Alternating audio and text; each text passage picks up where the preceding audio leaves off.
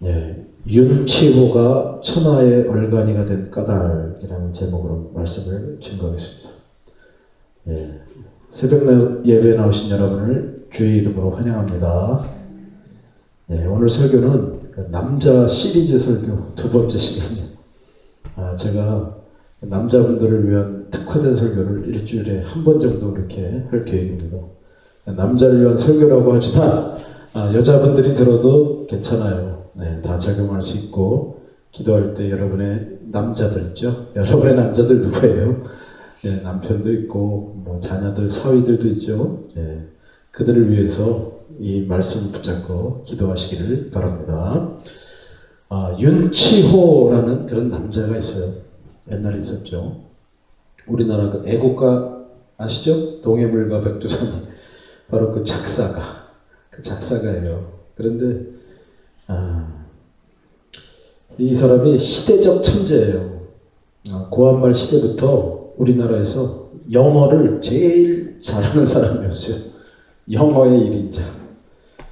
1889년부터 죽기까지 56년 동안 영어로 일기를 쓴 사람이에요. 매일. 미국 감리교 그 명문대학인 에모리 대학을 그 시대에 졸업한 사람이에요. 미국 유학파예요. 그런데 거기서 신학을 공부하기도 했지만 그보다는 이 사회 진화론이라는 그 사상에 물들어 버렸어요.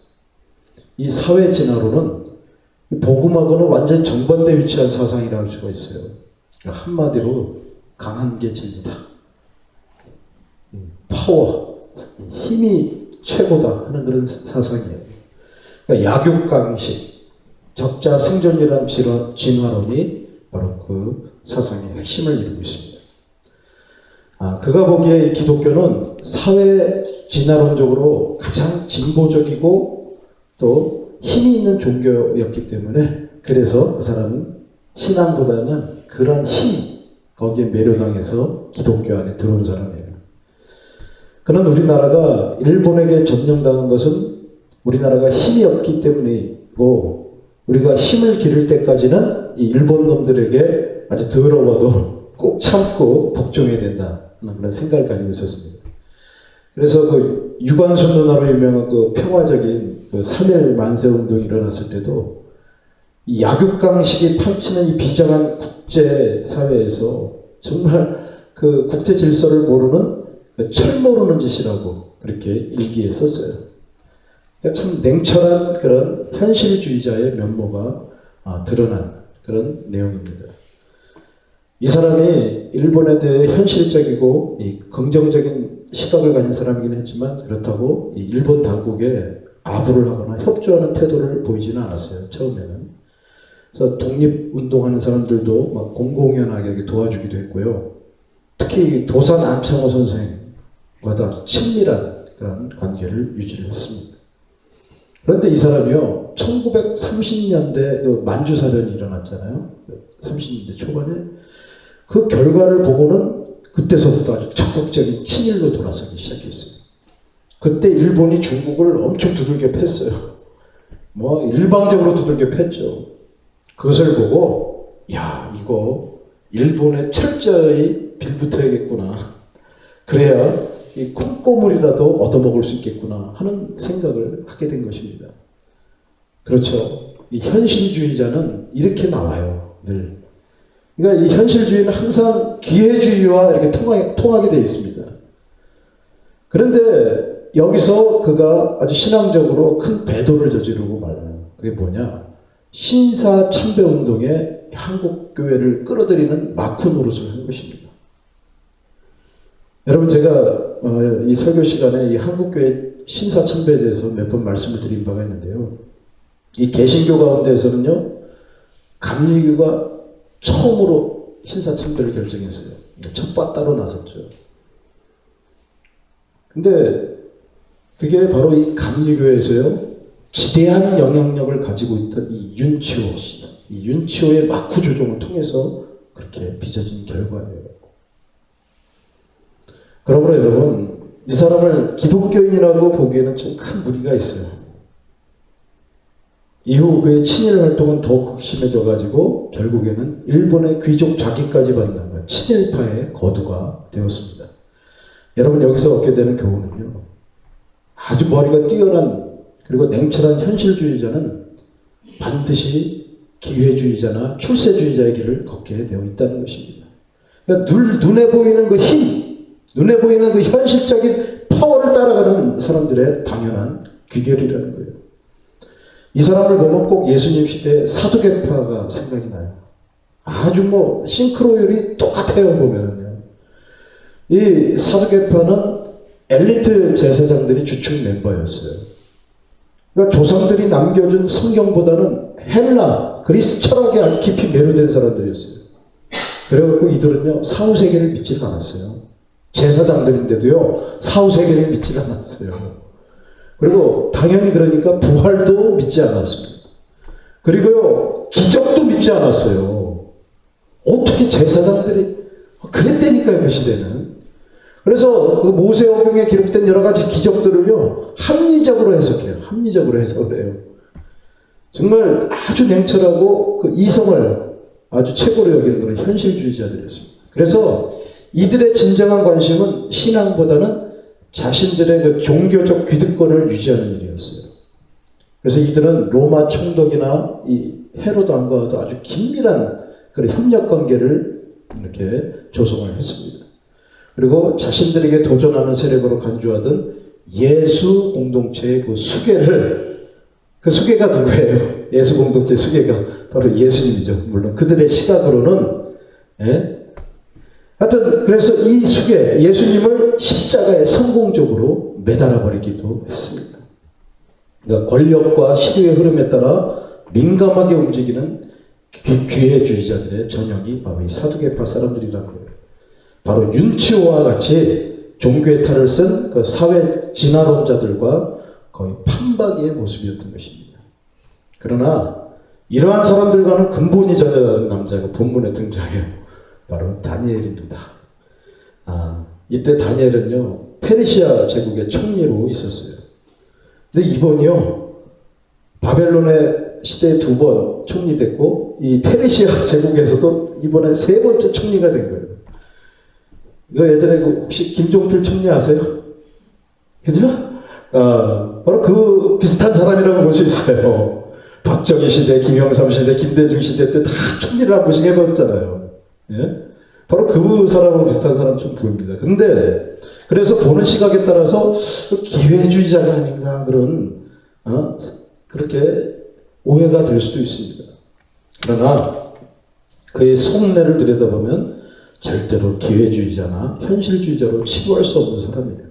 우리 7절을 한번 읽어보시겠습니다. 7절. 자, 시작.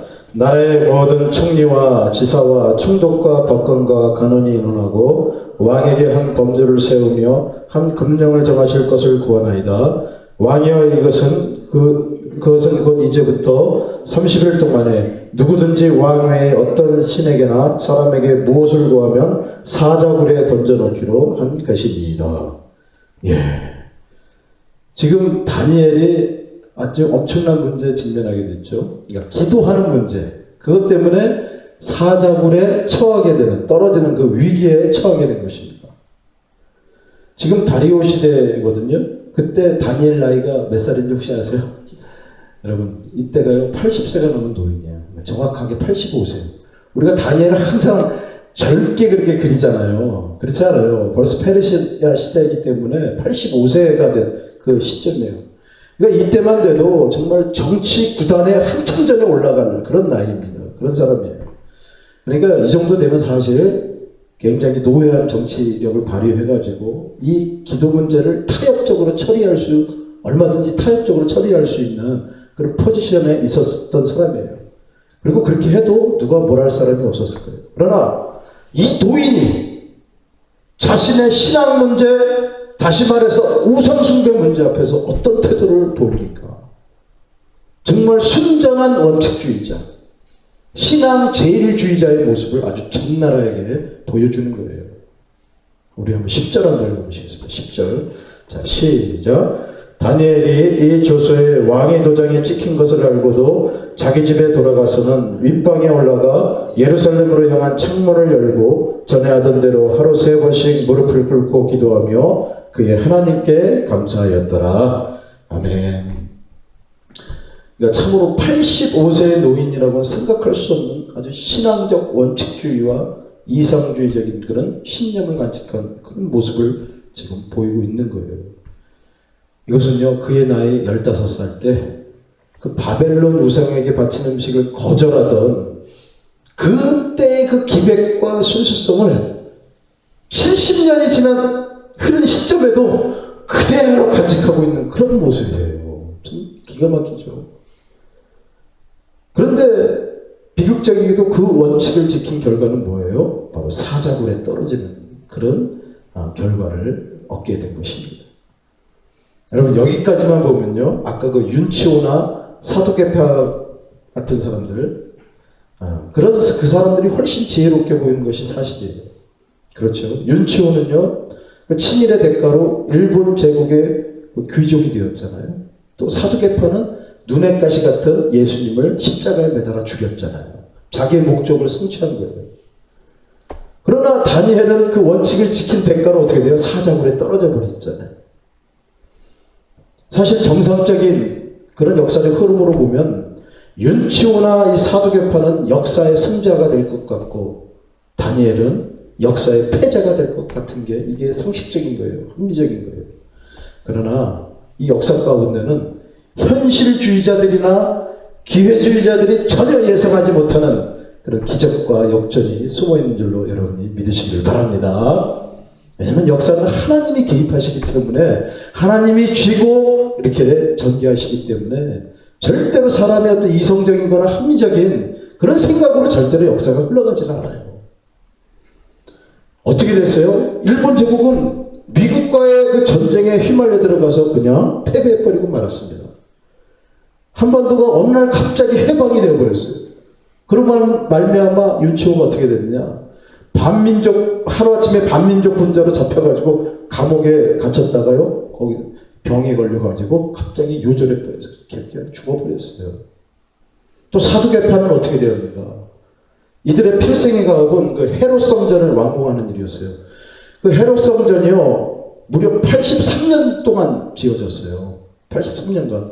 그러니까 그때 헤롯 성전을 83년간 지으면서요, 이들은 요 성전만 지으면은 이제는 자기들의 세상이 될 것이라고 그렇게 확신하고 있었는데 83년 동안 지은 그 헤롯 성전이 아주 멋지게 이렇게 완공이 됐는데 불과 완공이 되고 7년 후에 그 로마군이 쳐들어와 가지고 그 성전을 벽돌 위에 벽돌 하나 남기지 않고 완전히 다 무너뜨려 말았습니다. 사실 이 사두개파는요, 로마의 앞잡이 노릇을 아주 충실히 했지만 그때 막 정치적인 사건들이 막 심하게 꼬이는 바람에 뜻밖의 멸문지화를 당하고 말았어요. 아주 뭐 생각지도 못하게 그렇게 망해버렸어요. 참으로 이 사건의 배경에는 아주 기가 막힌 일들이 적지 않아가지고 제가 나중에 다른 말씀을 드리겠습니다. 그러나 여러분, 이 다니엘은 어떻게 돼요? 우리 22절 한번 읽어보시겠습니다. 22절. 자, 22절. 자, 시작. 나의 하나님이 이미 그의 천사를 보내어 사자들의 입을 봉하셨으므로 사자들이 나를 상해하지 못하였사오니 이는 나의 무죄함이 그 앞에 명백함이 오며 또 왕이여 나는 왕에게도 해를 끼치지 아니하였나이다 아니라. 할렐루야.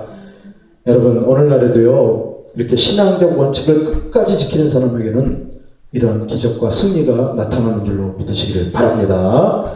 그래서 여러분은 출세 때문에 절대로 하나님을 배반하지 않는 사람들이 되시길 바랍니다. 그리고 현실적 문제에 굴복해가지고 이 신앙적 양심을 팔아먹는 그런 사람들이 되지 않기를 바랍니다. 여러분이 중보 기도해주는 그 남자들도 마찬가지예요. 이와 같은 사람이 되도록 그렇게 여러분들이 기도해 주시기를 바랍니다. 어떤 상황에서도 타협하지 않고 신앙을 굳게 지키는 이런 남자가 되어야지만 정말로 그 남자를 하나님께서 들어 쓰실 수 있다는 거예요. 아멘? 예, 그런 남자가 되기를 여러분이 간절히 원하셔야 돼요. 공부 잘하는 게 능사가 아니에요.